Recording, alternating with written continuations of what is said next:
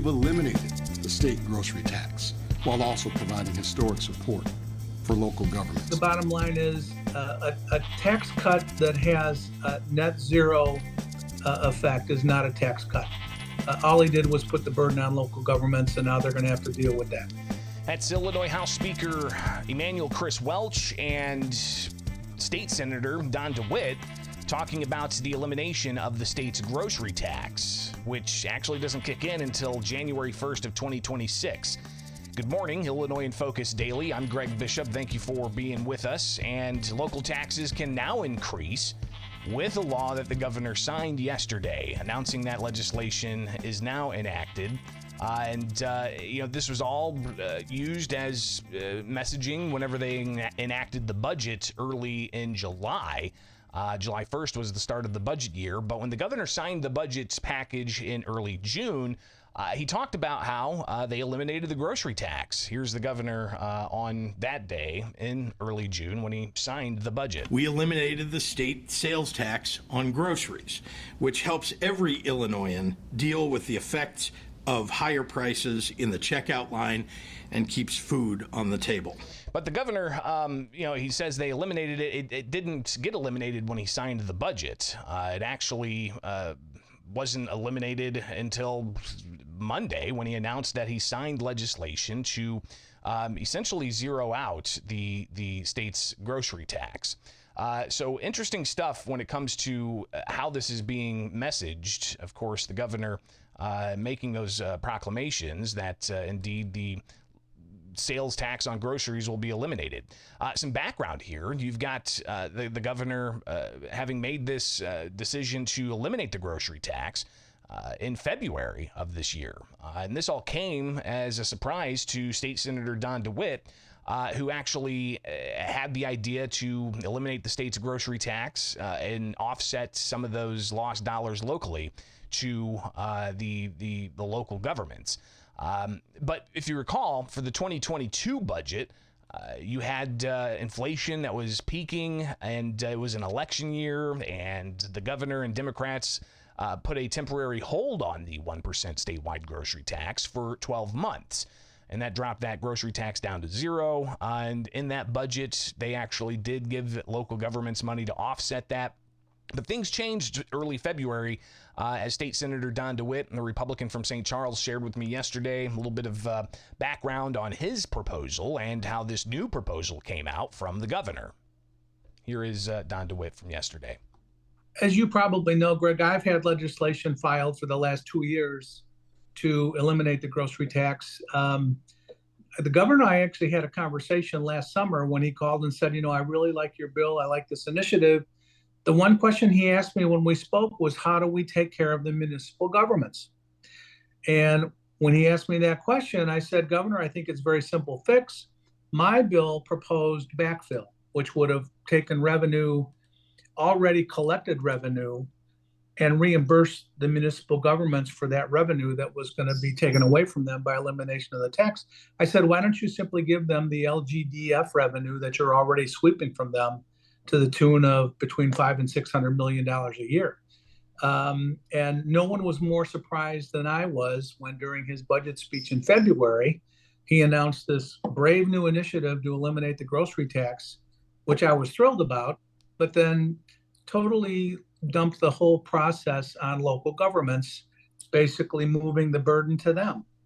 And what that caused was a situation where local governments were going to now have to choose, do they live with that loss of revenue because all of the 1% grocery tax revenue went to local governments? Do local governments choose to live without that revenue, or do they choose to cut services and employees and all of the things that those revenues help fund from local governments? And unfortunately, that's the route he chose. To me, Greg, the bottom line is a tax cut that has a net zero effect is not a tax cut. All he did was put the burden on local governments, and now they're going to have to deal with that. Again, State Senator Don DeWitte talking with me yesterday. Ultimately, this measure, yes, it has the reduction from 1% to 0% of the grocery tax, but there's a lot more behind this legislation. It's an omnibus bill, a bill that included several measures within it. And those measures included allowing for local governments to increase their own grocery tax up to 1%. But it didn't just stop there. It also allowed other local governments to increase their sales tax. And all of this not through voter referendum, where the voters would then go to the polls and make the decision. No, they can do this through an ordinance. And while the grocery tax is eliminated January 1st, 2026, not January 1st, 2025, January 1st, 2026, local governments can immediately take up ordinances to increase local taxes. A couple of other measures in there. You've got Chicago allowed to up to a 9% 911 surcharge or tax for 911 services. All of that tax can be added to prepaid wireless plans, for instance. But also, Sangamon County can increase taxes on hotels up to 3%. All of that included in this legislation. But to those local tax increases, Senator DeWitte responds to that. I believe it is non-home rule local governments can implement the tax right away.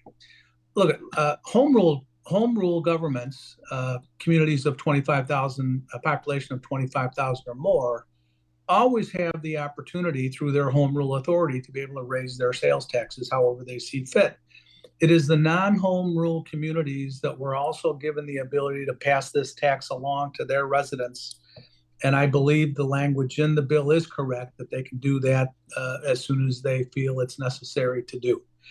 I can tell you that the request by local governments to move this effective date to January 1st, 2026 was frankly to eliminate all of these elected local governments, particularly mayors and aldermen, to put this off for 2 years to get through next year's municipal elections and hopefully not have to make this something that they have to deal with on a political basis.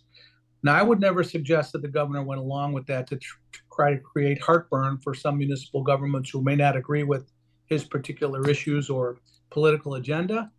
But most mayors are happy that it's been pushed off to January 1st, 2026. Again, some political considerations there for this, taking that delay, not implementing it January 1st of 2025, but instead even a year later on January 1st, 2026. The next local elections, by the way, are, I believe, early April of 2025. So the reduction of the tax and the financial implications on local governments won't actually be felt until a year later in 2026. That gets local officials through another local election cycle. But when this does kick in, when the elimination of the grocery tax does kick in at January 1st, 2026, I've heard it's up to $300+ million of impact statewide to local governments that'll be lost. And that's tax dollars the state has giving to local governments from that grocery tax being eliminated. But DeWitte says that he's seen numbers that are much higher. I think it's actually more like 400 plus. I've seen numbers as high as 420 million.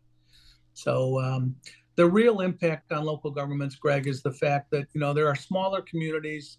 Take Sugar Grove, Illinois, a little community of about 12,000 people. The effect on them is going to be about $300,000. But you get to a community like my hometown in St. Charles, it's 1.3 million. You get to Algonquin, it's 1.6. You get to a community like Schaumburg, it's $6.4 million in lost revenue unless they pass that tax burden on to their residents. I am suggesting to most mayors who've contacted me about this legislation, put a non-binding referendum on the upcoming ballot and see how your residents feel. Do they want to live with reduced services in their communities? Or are they willing to live with maintaining that same tax revenue to the local government in order to maintain those services? There's some very tough choices that a lot of mayors are going to have to make. And again, he says that he's encouraging local mayors to have a non-binding referendum on the ballot, see how voters feel about this. But they can still take the action without a referendum, even a binding one. Through ordinance, so they can increase sales taxes now through ordinance. They can increase up to a 1% grocery tax locally by ordinance. And all of this too, the governor, he said in a statement that this is a way to alleviate the burden on families. He also talked about separately the importance of the child tax credit and different types of resources available for childcare, and lumping all these together as his efforts to try to better the position for working families in Illinois. But others are looking at what they're paying for gas and just inflation in general, and looking at $100 of groceries, they're going to save $1 from the reduction of the grocery tax. Does that add up for families when you're spending $500 every week? You get $5 off your groceries with no 1% tax. Well, that's going to be eaten up pretty quick by other costs, including filling up the gas tank. More from Don DeWitte with some of his final thoughts. It's unfortunate. The governor really had an opportunity to make everybody happy in this situation. He could have removed that sales tax. Look at gas is up over where I live in suburban Chicago. Gas is up over $4 a gallon again, because of some storm damage at one of the local refineries. Taxpayers are already being gouged on sales tax on gasoline. The higher the gas price goes, that 6.5% revenue stream that the sales tax charges increases. I think this was a real opportunity to make something good happen for taxpayers who are dealing with cost of living increases for groceries and everything else. He could have taken that LGDF revenue he's already sweeping, made everybody whole, and everybody could have been happy. But like I said earlier, Greg, a tax cut with net zero savings to taxpayers is not a tax cut.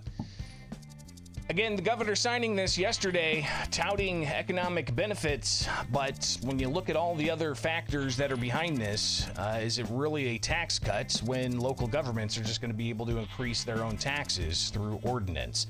It is Illinois in Focus Daily. I'm Greg Bishop. Thank you so much for being with us each and every weekday morning. Like, subscribe, hit that notification bell for America's Talking Network, and join us each and every weekday morning, giving you what you need to know to get your day going in the land of Lincoln.